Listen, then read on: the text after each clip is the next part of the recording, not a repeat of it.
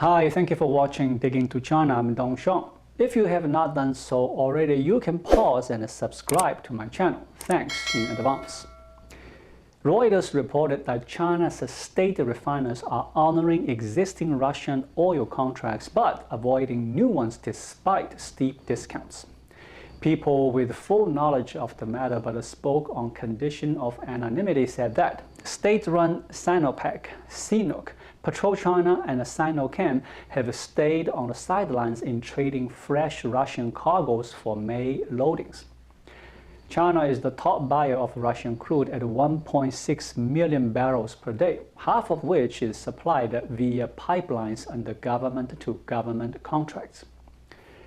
After Washington banned Russian oil last month and the European Union slapped sanctions on top Russian export Rosneft and Gazprom, Chinese state-owned firms do not wish to be seen as openly supporting Moscow by buying extra volumes of oil.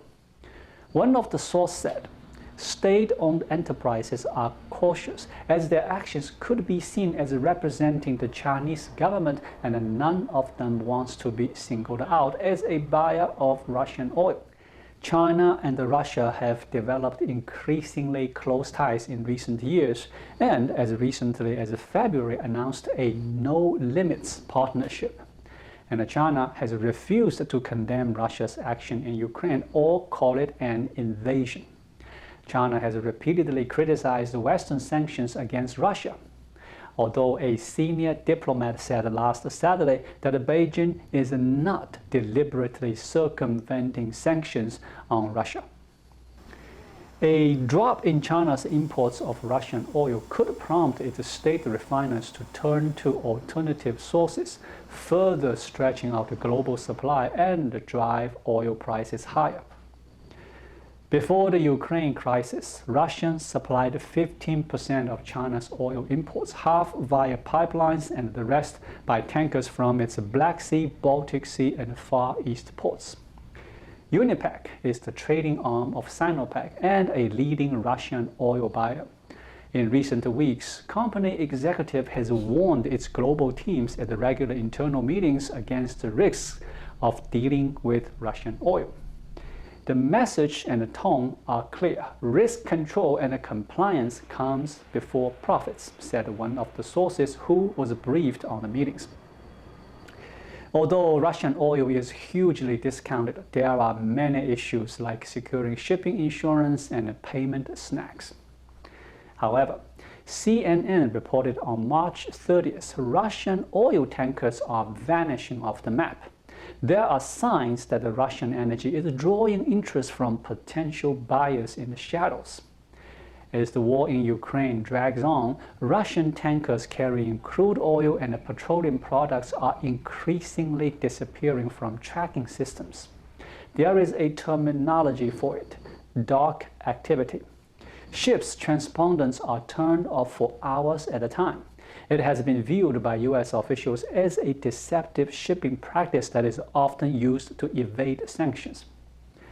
Windward is a predictive intelligence company. It uses artificial intelligence to track the maritime industry. Its CEO, Amy Daniel, told CNN, "We are seeing a spike in Russian tankers turning off transmissions deliberately to circumvent sanctions. The Russian fleet is starting to hide its whereabouts and its exports. And that is not just happening with crude oil. Similar trends are playing out with other petroleum products too." During the week of March 12th, there were 33 occurrences of dark activity by Russian oil, chemical, and oil product tankers, according to Windward. That's 236% higher than the weekly average of the prior 12 months. International regulations require vessels like oil tankers keep their transponders on almost all the time. In May 2020, the U.S. Department of Treasury sent a sanctions advisory to the maritime, energy, and metals industry to address illicit shipping and sanctions evasion practice.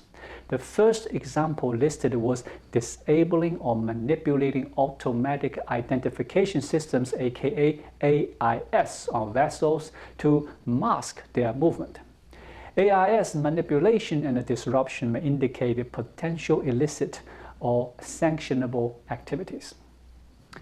Ships may also go dark for safety reasons, including when traveling through pirate-infested waters. But Windward CEO Daniel said that is not the reason ships are going dark now. He said these vessels want to disappear from radar from a compliance perspective. It's a red flag. U.S. Treasury Department spokesperson said the agency is aware of these reports and work with partners and through a variety of methods to not solely rely on transponder broadcasts to monitor vessels of interest.